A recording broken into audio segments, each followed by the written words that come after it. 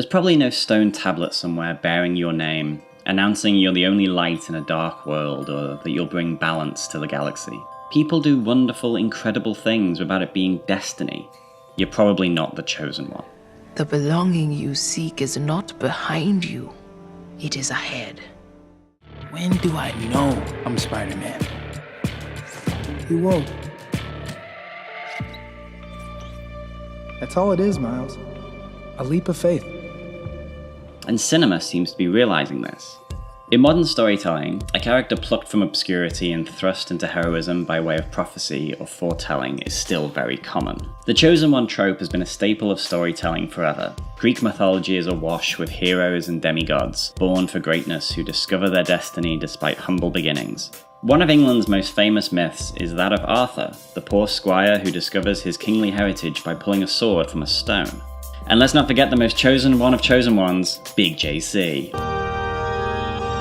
In all of these stories, the plotlines seem to mirror each other. Our protagonist starts as nobody and ends up as the only hope in a fight between good and evil, because prophecy said so. This frustrating trope tells us, if you're not foretold or born into the right family, you won't have any chance of achieving great things. A lesson the real world seems hell-bent on also drilling into us frequently. Star Wars isn't immune to this. Luke was definitely an early influence on a lot of these nobody turns somebody tales, with some simply lifting the plot of his first adventure whole cloth. But it wasn't until The Phantom Menace that we got the shiny new prophecy of the Chosen One in Anakin Skywalker, another desert-dwelling nobody.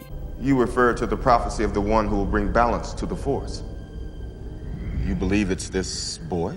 Pointed right at the trope, a neon sign says, Anakin is not simply lucky to meet the Jedi, but he's actually capital D destined for it.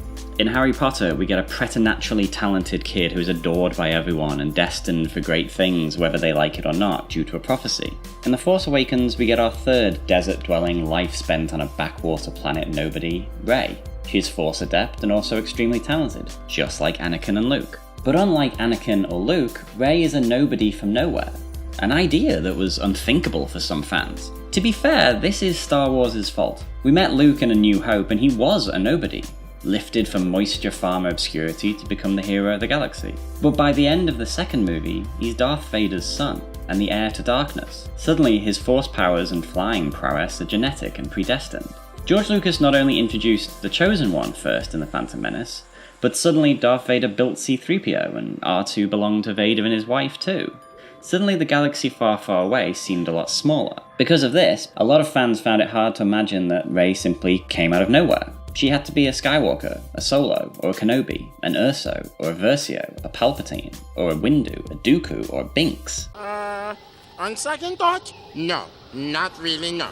The Force Awakens had hit the story beats of A New Hope so closely, it only made sense that in The Last Jedi we'd get something like this.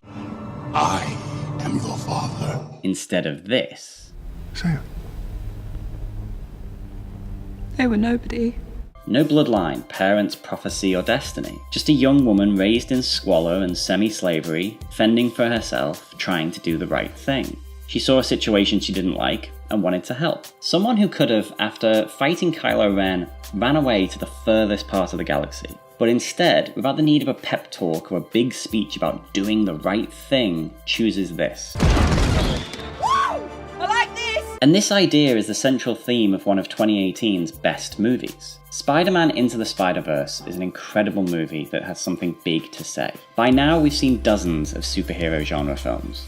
But what puts Spider-Man Into the Spider-Verse head and shoulders above the rest is that, while managing to be an origin story that hits all the expected Spider-Man and superhero tropes, it delivers a simple, fantastic lesson. Anyone can wear the mask. Everyone is powerful. Everyone's necessary. We're all counting on you. Now, we obviously can't be Spider-Man or a Jedi, but that's fine. These stories teach us that we can still be the hero of our story. And isn't that much better than saying, sorry kid, you're not destined for anything, so you'll just have to live in sidekick obscurity because your parents are working class and there's no such thing as prophecies. In our increasingly dark world, heroism has many meanings. Whether standing up to bullies in the schoolyard or in positions of power, or helping a friend in need. In the end, you're probably not the chosen one, but you don't need to be.